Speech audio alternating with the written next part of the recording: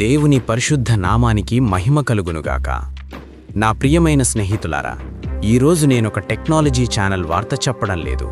Bible ప్రవచనాలు మన కళ్ల ముందు ఎంత భయంకరంగా నెరవేరుతున్నాయో చెప్పడానికి వచ్చాను. ఈ ప్రపంచం ఎంత వేగంగా మారిపోతోందంటే మనకు కనీసం ఆలోచించే సమయం కూడా దొరకడం లేదు. ప్రపంచంలోనే అత్యంత ధనవంతుడు, టెక్నాలజీలో రారాజు అయిన ఎలాన్ మస్క్ ఆర్టిఫిషియల్ ఇంటెలిజెన్స్ గురించి ఒక ఇంటర్వ్యూలో ఏమన్నాడో తెలుసా? ఏఐ టెక్నాలజీతో మనం ఒక రాక్షసుణ్ణి నిద్రలేపుతున్నాము అన్నాడు. అది కేవలం ఒక డైలాగ్ కాదు. మస్క్ ఒక ఉదాహరణ కూడా చెప్పాడు. మంత్రాలు చదివి దయ్యాన్ని పిలిచే మాంత్రికుడు ఆ దయ్యాన్ని తాను కంట్రోల్ చేయగలను అనుకుంటాడు. కానీ దయ్యం బయటకు వచ్చాక అది వాడినే కంట్రోల్ చేస్తుంది. ఏఐ పరిస్థితి కూడా అంతే. ఈ టెక్నాలజీని సృష్టిస్తున్న ఇంజనీర్లకు కూడా అది ఎంత ప్రమాదకరంగా మారుతోందో, దాని ఆలోచన విధానం ఎలా పనిచేస్తోందో పూర్తిగా అర్థం కావడం లేదు. దీన్ని బట్టి చూస్తే ఏమనిపిస్తోంది? మనిషి దేవుడు లేకుండా తన సొంత జ్ఞానంతో ఒక కొత్త ప్రపంచాన్ని సృష్టించాలనుకుంటున్నాడు. ఆ జ్ఞానవే ఇప్పుడు మనిషి పాలిట ఉరితాడు కాబోతోంది. కొన్ని వేల సంవత్సరాల క్రితం దానియేలు ప్రవక్త దేవుని దగ్గర ఒక దర్శనం చూశాడు. దానియేలు 12:4లో దేవుడు ఒక మాట చెప్పాడు. దానియేలు, అంత్యకాలము వరకు ఈ మాటలను మరుగు చేసి ఈ గ్రంథమును ముద్రించుము. అప్పట్లో అనేకులు నలుదిశల సంచరించెదరు, జ్ఞానము అధికమగును. జ్ఞానము అధికమగును, ఈ మాట ఈరోజు అక్షరాలా నెరవేరుతోంది. ఒకప్పుడు సమాచారం కోసం లైబ్రరీలకు వెళ్లేవాళ్లం. ఈరోజు చాట్‌జీపీటీ లాంటి ఏఐలు సెకన్లో ప్రపంచ జ్ఞానాన్ని మీ ముందు పెడుతున్నాయి. మనిషి మెదడుకు చిప్స్ కనెక్ట్ చేసే టెక్నాలజీ వచ్చేసింది. ఒక్కసారి ఊహించండి, మీ మెదడులో ఒక చిప్ పెడితే మీరు ఇతరుల కన్నా 10 రెట్లు తెలివిగా మారిపోతారు. మీ జీతం నెలకు 50,000 నుండి 5 లక్షలకు పెరిగిపోతుందని కంపెనీలు చెబితే జనాలు ఆ చిప్ వేయించుకోవడానికి క్యూ కట్టరా? ఖచ్చితంగా కడతారు. టెక్నాలజీ అనేది దేవుడిచ్చిన ఒక టూల్. దానివల్ల లాభాలు ఉన్నాయి. కానీ దేవుని భయం లేని జ్ఞానం మనిషిని నాశనం చేస్తుంది. ఈరోజు మనుషులు సౌకర్యం పేరుతో తమ స్వేచ్ఛను ఆ యంత్రాలకు అమ్మేసుకుంటున్నారు. మిత్రులారా, ఈ ఏఐ, ఈ బ్రెయిన్ చిప్స్, ఈ డిజిటల్ కరెన్సీ ఇవన్నీ ఎక్కడికి దారితీస్తున్నాయో తెలుసా? బైబిల్లోని ప్రకటన గ్రంథం 13వ అధ్యాయంలోకి మనల్ని తీసుకువెళుతున్నాయి.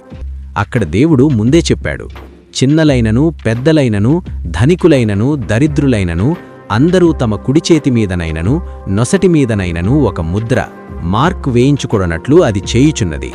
ఆ ముద్ర లేనివాడెవడునూ కొనలేడు, అమ్మలేడు. ఒకప్పుడు క్రైస్తవులు ఈ మాట చదివి అది ఎలా సాధ్యం? ప్రపంచంలో ఉన్న కోట్ల మందిని ఒకేసారి ఎలా కంట్రోల్ చేస్తారు అని ఆశ్చర్యపోయారు. కానీ ఈరోజు ఎలాన్ మస్క్, బిల్ గేట్స్ లాంటి వాళ్లు అభివృద్ధి చేస్తున్న ఈ ఏఐ టెక్నాలజీ, బయోమెట్రిక్ చిప్స్ చూస్తుంటే ఆ సిస్టమ్ ఎలా పనిచేస్తోందో మనకు క్లియర్గా అర్థమవుతోంది. బైబిల్ ఎప్పుడూ తప్పు చెప్పదు. ఈరోజు టెక్నాలజీ అంత్యక్రీస్తు రాకరకు ఒక ప్లాట్ఫామ్ క్రియేట్ చేస్తోంది. కానీ జాగ్రత్త, ఆ చిప్ గానీ ఆ టెక్నాలజీ గానీ ముద్ర కాదు. టెక్నాలజీ వాడటం పాపం కాదు. కానీ భవిష్యత్తులో అంత్యక్రీస్తు వచ్చినప్పుడు ఆ టెక్నాలజీని ఉపయోగించి మనుషులను దేవుని దూరం చేస్తాడు. ఆ ముద్ర వేసుకోవడమంటే దేవుణ్ణి తిరస్కరించి సాతానుకు దాసోహమవడమే. చాలామందికి ఒక అనుమానముంది, ఈ ఏఐ ఏమైనా అంత్యక్రీస్తుగా మారుతుందా అని. బైబిల్ చాలా స్పష్టంగా చెప్పింది. ప్రకటన 13:18లో ఏముంది? జ్ఞానము గలవాడు ఆ క్రూర మృగము యొక్క సంఖ్యను లిసివడను. అది ఒక మనుష్యుని సంఖ్యయే. ఆ సంఖ్య 666. వినండి సహోదరులారా, అంత్యక్రీస్తు అంటే ఒక కంప్యూటర్ కాదు. వాడు ఒక రోబోట్ కాదు, ఒక టెక్నాలజీ కాదు, ఒక సాఫ్ట్వేర్ కాదు. వాడొక మనిషి. సాతాను ఆవహించిన ఒక భయంకరమైన రాజకీయ నాయకుడు. వాడు శాంతిదూతలా వచ్చి ప్రపంచాన్ని తన గుప్పెట్లోకి తీసుకుంటాడు.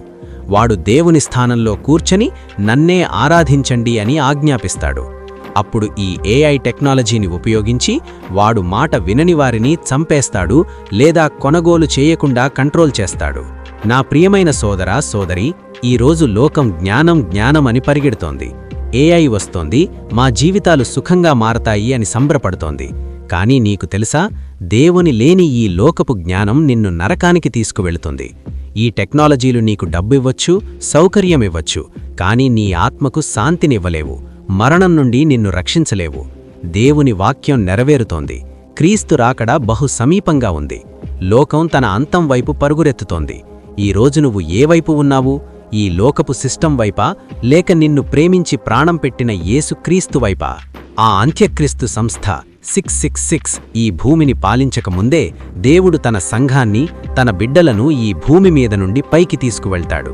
ఒక్కసారి గుండె మీద చెయ్యి వేసుకొని అడుగు, ప్రభువా, ఒకవేళ ఈ రాత్రే నీవు వస్తే నేను నీతో వస్తానా, లేక ఈ భయంకరమైన శ్రమల కాలంలో ట్రిబ్యులేషన్లో మిగిలిపోతానా? ఇంకా ఎంతకాలం దేవునికి దూరంగా బ్రతుకుతావు?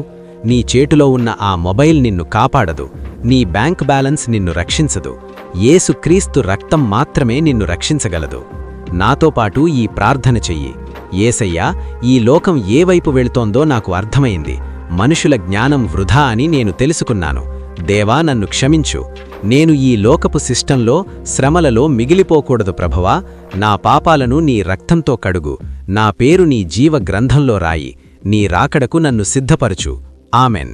ఈ ప్రార్థన నువ్వు హృదయపూర్వకంగా చేసి ఉంటే దేవుడు నిన్ను తన బిడ్డగా స్వీకరించాడు. నువ్వు దేవుని రాకడకు సిద్ధంగా ఉంటే కామెంట్స్లో యేసుక్రీస్తే మార్గం అని టైప్ చెయ్యి. ఈ వార్నింగ్ మెసేజ్ని అందరికీ షేర్ చేయండి. దేవుడు మిమ్మల్ని దీవించునుగాక.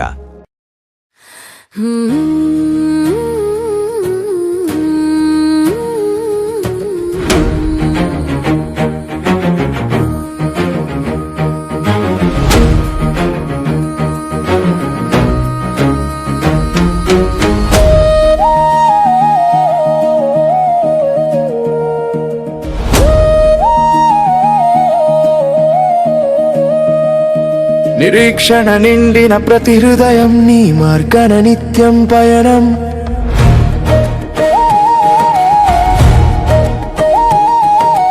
నాకై కట్టిన అందమైన లోకం నిన్ను చేరే క్షణమే నా భాగ్యం. ఒంటరి పయనము ఓ ప్రియ ప్రభువా, సమయమాయేనా, ఆ దినమిదేనా? వస్తున్నాడు, సిద్ధమవ్వాలి. ఆకాశము చీల్చి మహిమతో దిగి రక్షణ గీతముతో భూరధ్వనితో సభకై పెళ్లి కుమారుడొచ్చే. ఎగిరిపోదమా ఆయన చెంతకు కొత్త శరీరముతో నిత్య రాజ్యమునా.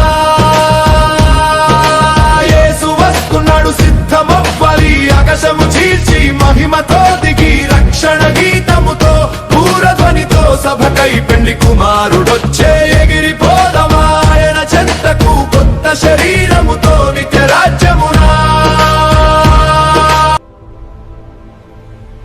Strength in grace.